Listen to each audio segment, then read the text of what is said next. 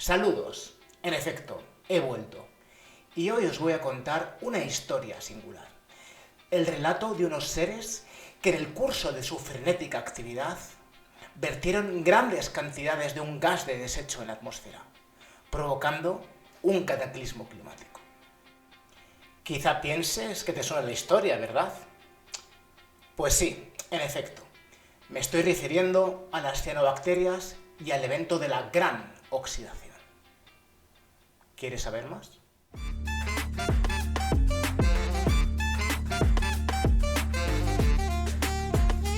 Pues nada, subámonos a nuestra máquina del tiempo y retrocedamos hasta el Eón proterozoico. Más concretamente, hasta la era paleoproterozoica. Y sí, he tenido que grabar unas cuantas tomas hasta que he conseguido decirlo bien. Y puede que te preguntes, bueno, ¿y esto de la era paleoproterozoica, cuándo carajo es? Pues nada, hace un ratito, en verdad, hace unos 2.400 millones de años. Pero no pasa nada, la imaginación todo lo puede y vamos a viajar en el tiempo. De hecho, tengo por aquí, por algún lado, mi máquina del tiempo. ¿Dónde la habré puesto? ¿Dónde estará? Vale, sí, por fin, la he tenido que buscar un poco, pero aquí la tengo, mi máquina del tiempo. ¿Qué se esperaban? ¿Una TARDIS? ¿Pero no han visto el presupuesto que tiene este canal? Que ni siquiera tengo un fondo decente, hay una pared blanca. Esto es lo que hay, pero bueno, nos vale igualmente. Así que, vamos allá. Hace 2.400 millones de años, el planeta era muy distinto. Sin oxígeno libre en la atmósfera, dominado por gases como metano y dióxido de carbono, y habitado por microbios anaeróbicos. Un organismo anaeróbico es aquel que vive en ausencia de oxígeno. ¿Se puede vivir en ausencia de oxígeno?, te preguntarás. Pues sí, y hay diversas maneras de hacerlo. Veamos unos ejemplos. Tenemos mismamente a las arqueas metanogénicas. Estos bichos producían metano como subproducto de su metabolismo. Habitaban en entornos anóxicos, como sedimentos marinos y zonas hidrotermales. De hecho, aún existen hoy en día en ambientes extremos, como en pantanos o incluso en nuestros intestinos. Su actividad genera una atmósfera rica en metano, un potente gas de efecto invernadero. También teníamos las bacterias fermentadoras. Estas descomponían compuestos orgánicos también en ausencia de oxígeno. Producían ácidos, alcoholes y gases como el hidrógeno o el dióxido de carbono. De hecho, a todos los que nos gusta la cerveza, por ejemplo, tenemos que estar agradecidos a la fermentación. Y finalmente teníamos las bacterias fotosintéticas anoxigénicas. Este palabra lo que significa realmente es que realizaban la fotosíntesis sin liberar oxígeno y empleaban compuestos como el sulfuro de hidrógeno en lugar de agua. Ejemplos de estos seres los tenemos en las bacterias púrpuras del azufre o en las bacterias verdes también del azufre. Y estos organismos, de hecho, se morían en contacto con el oxígeno. Estaban totalmente adaptados a su ausencia. Imagínate que estuvieras, yo qué sé, de repente en una playa de aquel planeta Tierra. Bueno, pues en primer lugar morirías asfixiado, porque la atmósfera estaba compuesta principalmente por CO2, metano, nitrógeno molecular, también hidrógeno molecular y trazas de ciertos gases volcánicos. Y encima el sol calentaba menos, la luz solar era más tenue, entre un 70 y un 75% más tenue que actualmente. Por procesos astrofísicos internos, el Sol va aumentando poco a poco su luminosidad a lo largo de su ciclo estelar. Y más o menos, si no me falla la memoria, aumenta a razón de un 10% cada 1.000 millones de años. Y ese es el motivo por el cual algún día nos abrasará a todos.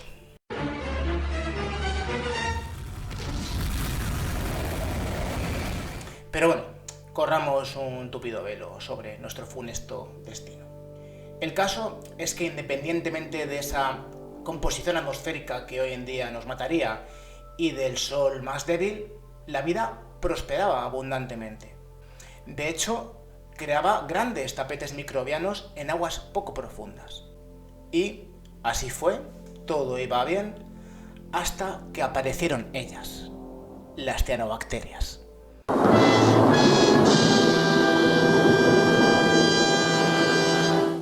Las cianobacterias inventaron algo muy interesante, la fotosíntesis oxigénica.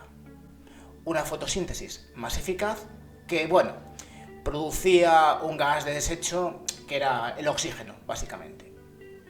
No quiero ponerme demasiado técnico con esto, pero la fotosíntesis oxigénica utiliza agua y CO2 para producir glucosa y liberar oxígeno en el proceso. Al principio, el oxígeno reaccionaba con hierro y otros elementos, formando capas de óxidos en los océanos. Por este motivo, a este evento se lo conoce como la gran oxidación. Sin embargo, pasado un tiempo, al oxígeno se le acabaron las cosas que oxidar y empezó a acumularse en la atmósfera. Tened en cuenta que el oxígeno es un elemento muy reactivo, por eso oxida tantas cosas, y es bastante peligroso si no estás adecuadamente protegido frente a él. Y resulta que la mayor parte de los organismos anaeróbicos de aquella era no estaban adecuadamente protegidos. Como te estarás imaginando, lo que sucedió a continuación fue una catástrofe ecológica. La mayor parte de la vida del planeta fue diezmada. Y, curiosamente, las puñeteras cianobacterias habían desarrollado resistencia frente al oxígeno a la vez que evolucionaban la fotosíntesis oxigénica.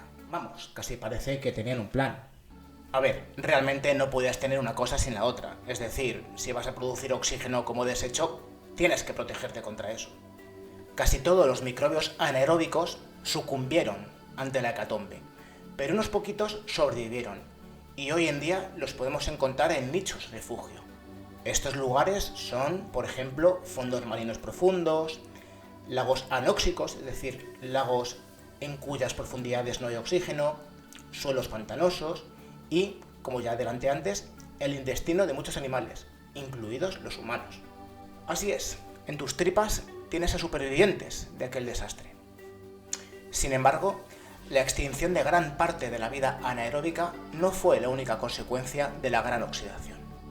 La catástrofe iba a llegar mucho más lejos. Este evento no solo cambió la atmósfera terrestre al liberar oxígeno, sino que también está fuertemente asociado a una de las primeras y más intensas glaciaciones globales conocidas, la glaciación huroniana, que sucedió aproximadamente entre 2450 y 2200 millones de años atrás. Recordemos, antes de la gran oxidación, la atmósfera estaba compuesta principalmente por metano, un potente gas de efecto invernadero, dióxido de carbono, que como sabemos también es un gas de efecto invernadero, así como gases volcánicos, nitrógeno e hidrógeno molecular. En particular, el metano, aunque en menor concentración que el dióxido de carbono, es mucho más eficiente atrapando el calor, entre unas 25 y 80 veces más potente que el CO2 en lo que se refiere al efecto invernadero. De esta manera, el metano mantenía el planeta calentito, compensando el hecho de que el Sol en aquella época brillaba un 30% menos que ahora. Pero hete tú aquí que de repente las cianobacterias empiezan a liberar oxígeno a la atmósfera. ¿Y qué sucede? Pues que el oxígeno destruye la molécula de metano. Y recordémoslo, aunque el dióxido de carbono también es un gas de efecto invernadero, es menos potente, bastante menos potente que el metano. ¿Y cuál fue el resultado? Pues así es, se redujo a nivel global el efecto invernadero. Menos metano, un sol débil, las temperaturas empezaron a caer y a caer, se empezaron a formar casquetes polares y el hielo tiene una cosa muy particular y es que tiene un elevado albedo. El albedo es la reflectividad que tiene un material, es decir, la cantidad de luz que es capaz de reflejar en vez de absorber. Esto significa que el hielo, en vez de absorber la luz del sol y calentarse, lo que hace es rebotarla de vuelta al espacio, ayudando a enfriar todavía más el planeta. Así que más hielo, más albedo, más frío, más hielo, más albedo, más frío. Así es, una trampa climática. La superficie del planeta, atrapada en este bucle, se piensa que se congeló casi entera en un fenómeno conocido como Tierra bola de nieve. De hecho, se han descubierto evidencias geológicas del paso de glaciares en lo que antaño eran latitudes ecuatoriales. Es decir, es como si hoy en día hubiera un glaciar enorme avanzando, por ejemplo, por Panamá. Y si te estás preguntando cómo escapó el planeta de esa terrible glaciación global, porque sabemos que escapó, ahora mismo no estamos todos aquí congelados. Bueno, pues el planeta consiguió descongelarse gracias a la intervención de un ser sobrenatural. Que no, que es broma, que realmente fueron los alienígenas. Venga, ya, ahora sí. Lo que realmente pasó es que, aunque la superficie estaba congelada, el interior del planeta seguía activo. Es decir, había actividad volcánica, lo que significa que los volcanes emitían CO2 y otros gases que contribuyen al efecto invernadero. Sin embargo, como los océanos estaban congelados y no había ni vegetación ni erosión, no existían mecanismos eficientes para eliminar dicho CO2 de la atmósfera. La erosión puede incluir ciertos procesos geológicos que capturan el CO2, pero claro, todo esto no podía ocurrir con un planeta ahí totalmente cubierto de hielo. Y de esta manera, cuando la concentración de CO2 llegó a niveles altísimos, incluso 100 veces superiores a los niveles actuales, por fin se pudo romper ese bucle de enfriamiento. De hecho, sucedió justo lo opuesto. Hubo un calentamiento bastante rápido y pronunciado.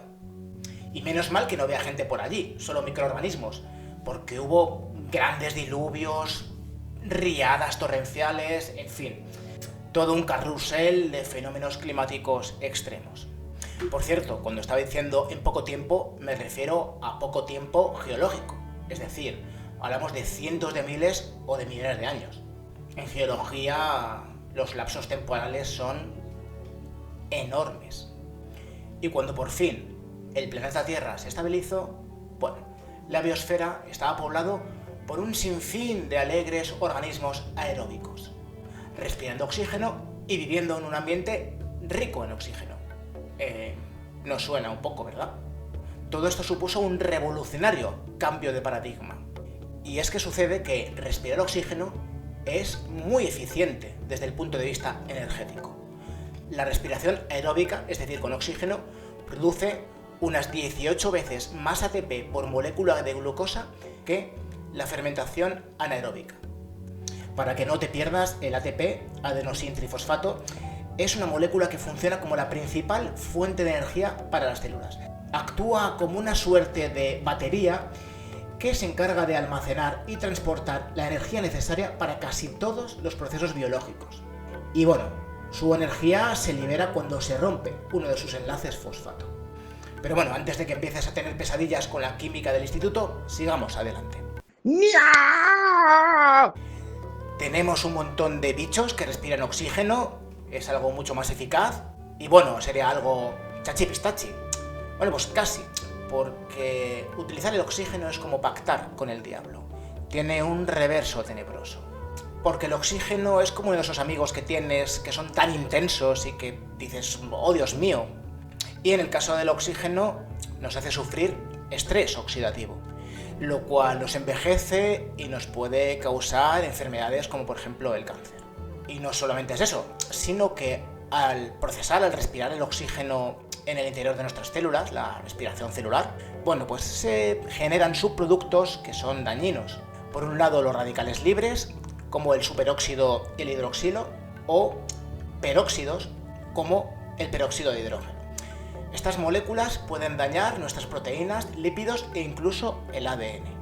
Pero bueno, lejos de criminalizar el oxígeno, que no deja de ser un elemento químico más del universo, sin él no estaríamos aquí, ya que la célula moderna con núcleo en particular y los organismos pluricelulares en general consumimos muchísima energía y necesitamos una respiración energéticamente muy eficiente, que solo el oxígeno nos puede dar.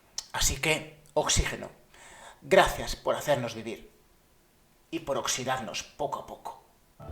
Y seguramente que te habrás tirado gran parte del vídeo pensando, a mí esta música me suena de algo. Pues sí, en efecto, aquí estamos los seres humanos, quemando combustibles fósiles como si no hubiera mañana y vertiendo ingentes cantidades de dióxido de carbono en la atmósfera.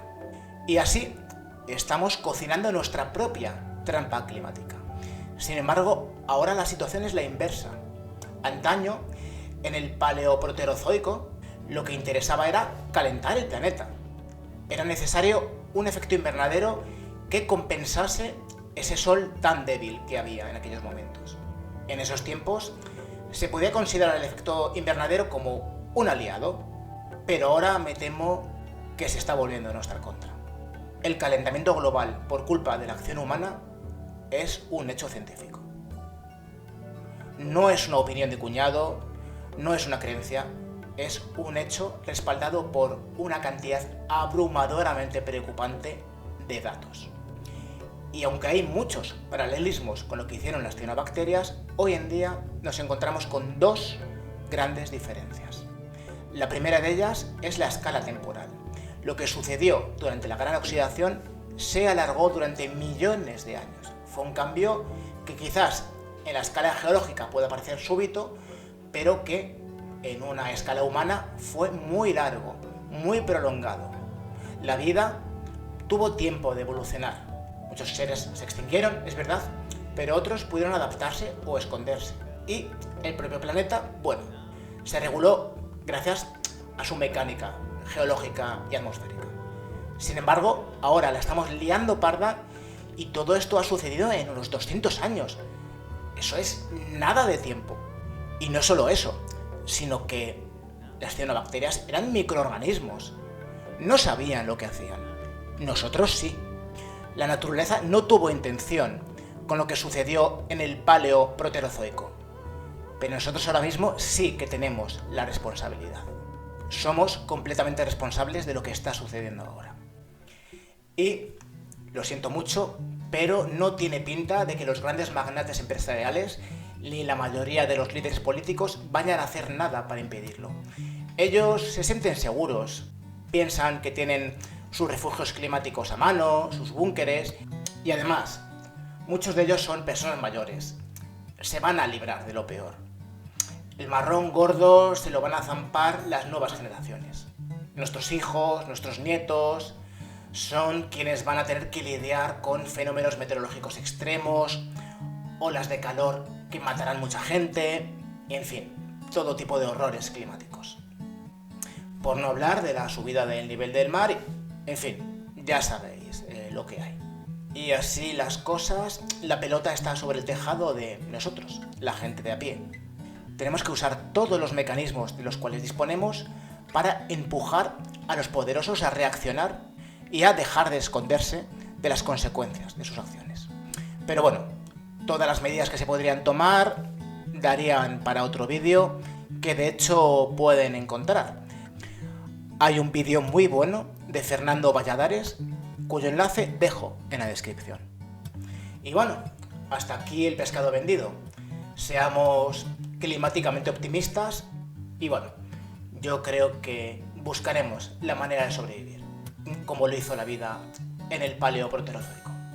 Más nos vale. Hasta el próximo vídeo.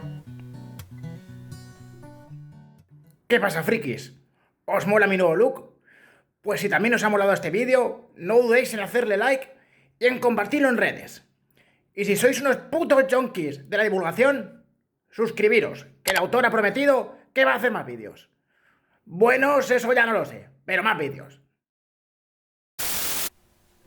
Pues nada, subámonos a nuestra máquina del tiempo y retrocedamos hasta León Protopale... ¿Qué carajo? No quiero ponerme demasiado técnico con esto, pero bueno, la fotosíntesis oxigénica utiliza... me cago en la letra. La erosión puede incluir algunos fenómenos geológicos que retienen el CO2... Oiga, se me ha caído pulpito, mira qué enfado está. Estos lugares son, por ejemplo, fondos marinos profundos, lagos anóxicos, es decir... Y aunque es verdad que hay muchos paralelismos con lo que hicieron las cianobacterias, hoy en día nos encontramos con dos grandes... ¿Por qué he puesto el dedo así? Tenía que haberlo puesto así. Dos, no uno. Corten.